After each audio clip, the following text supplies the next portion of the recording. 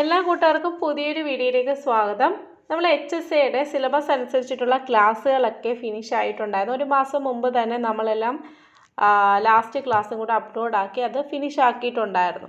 അപ്പോൾ കുറേ പേര് മെസ്സേജ് ചെയ്തു, ഞങ്ങൾക്ക് ക്വസ്റ്റ്യൻ പേപ്പർ ഡിസ്കഷനുള്ള ക്ലാസ് വേണം, പ്രീവിയസ് ആയിട്ടുള്ള ക്വസ്റ്റ്യൻ പേപ്പർ അല്ലെങ്കിൽ പുതിയതായിട്ടുള്ള ക്വസ്റ്റ്യൻസൊക്കെ നമുക്ക് ഡിസ്കഷൻ വേണമെന്ന് പറഞ്ഞതനുസരിച്ച് നമ്മൾ പുതിയൊരു സീരീസ് സ്റ്റാർട്ട് ചെയ്യുവാണ്. അപ്പോൾ ഇതിൻ്റെ അകത്ത് നമ്മൾ പഴയ ക്വസ്റ്റ്യൻ പേപ്പറിലെ ക്വസ്റ്റ്യൻസ്, അതായത് നമ്മുടെ മെത്തഡോളജിയുമായിട്ട് ബന്ധപ്പെട്ട് ഏകദേശം ഒരു 5 ക്വസ്റ്റ്യൻസ് വീതമാണ് ചോദിക്കാറുള്ളത്. ഈ ഒരു 5 മാർക്ക് നമുക്ക് സേവ് ചെയ്യണ്ടേ? ഈ ഓരോ മാർക്ക് നമുക്ക് വളരെ ഇമ്പോർട്ടൻ്റ് ആണ്. അപ്പോൾ ഈ ഒരു 5 മാർക്ക് എന്ന് പറയുന്നത് അതിന് ഭയങ്കര വാല്യൂ ആണ്. അപ്പോൾ ഈ ഒരു 5 മാർക്ക് നമുക്ക് സേവ് ചെയ്യാൻ വേണ്ടിയിട്ട് നമ്മൾ പ്രീവിയസ് ആയിട്ടുള്ള ക്വസ്റ്റ്യൻസും പുതിയ ക്വസ്റ്റ്യൻസും ഒക്കെ ഒന്ന് റിവൈസ് ചെയ്യുന്ന, അതായത് നിങ്ങൾ സിലബസ് കംപ്ലീറ്റ് ചെയ്തിട്ടുണ്ടെന്ന് ഞാൻ വിശ്വസിക്കുന്നു. കംപ്ലീറ്റ് ചെയ്തിട്ടില്ലെങ്കിൽ ഫസ്റ്റ് നമ്മൾ സിലബസ് കംപ്ലീറ്റ് ചെയ്തിട്ട് വേണം ഇത് കാണാൻ വേണ്ടിയിട്ട്, അല്ലെങ്കിൽ നമുക്ക് ഒന്നും ആൻസർ എഴുതാൻ വേണ്ടിയിട്ട് പറ്റില്ല.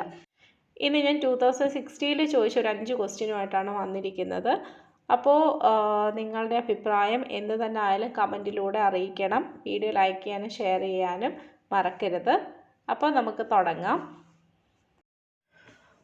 ഒന്നാമത്തെ ചോദ്യം, meaningful teacher movements are emphasised in the skill of.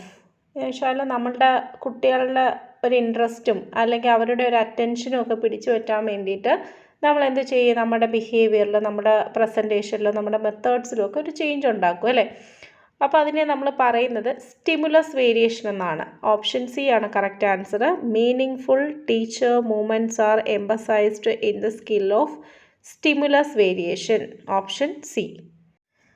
അടുത്ത ചോദ്യം, which among the following describes the relationships between the teacher and pupils in a classroom which follows concept attainment model? അപ്പോൾ concept attainment model പഠിച്ച സമയത്ത് നമ്മൾ കുറച്ച് steps പഠിച്ചിട്ടുണ്ടായിരുന്നു അല്ലേ?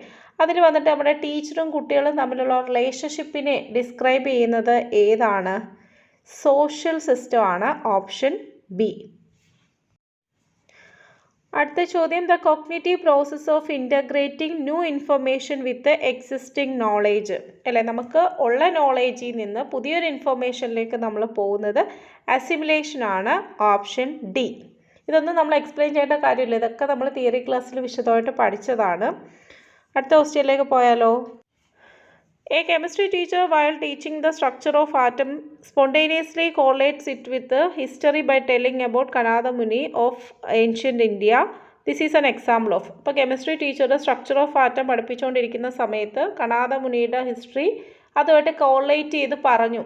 നമുക്ക് ക്വസ്റ്റ്യനിൽ തന്നെ എന്താണ് ആൻസറിൻ്റെ ക്ലൂ കിടപ്പുണ്ട്. അവിടെ ഒരു വാക്ക് ഉപയോഗിച്ചിട്ടുണ്ട്, സ്പോണ്ടേനിയസ്ലി, അതായത് സഡനായിട്ട് പറഞ്ഞൊരു കാര്യമാണ്. ടീച്ചർ നേരത്തെ പ്രിപ്പയർ ചെയ്തതോ അല്ലെങ്കിൽ പ്ലാൻ ചെയ്തതോ അങ്ങനെ പറ്റിയ അല്ലെങ്കിൽ സിസ്റ്റമാറ്റിക് ആയിട്ട് അങ്ങനെ പറഞ്ഞതോ ഒന്നുമല്ല.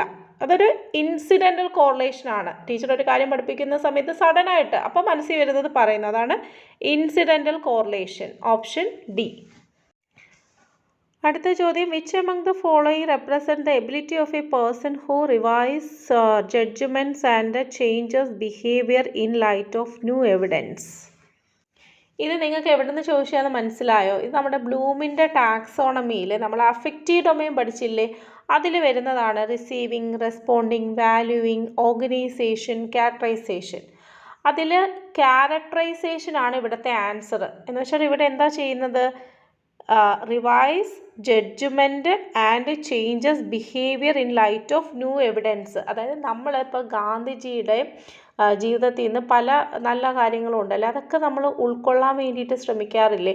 അതായത് ഇപ്പോൾ സിംപ്ലിസിറ്റി, അഹിംസ. അപ്പം നമ്മൾ വിചാരിക്കുകയാണ് അദ്ദേഹത്തിൻ്റെ ജീവിതത്തിൽ നിന്ന് എന്തെങ്കിലുമൊക്കെ എൻ്റെ പേഴ്സണാലിറ്റിയുടെ പാർട്ടാക്കണം എന്ന് ഞാൻ ചിന്തിക്കുന്നു.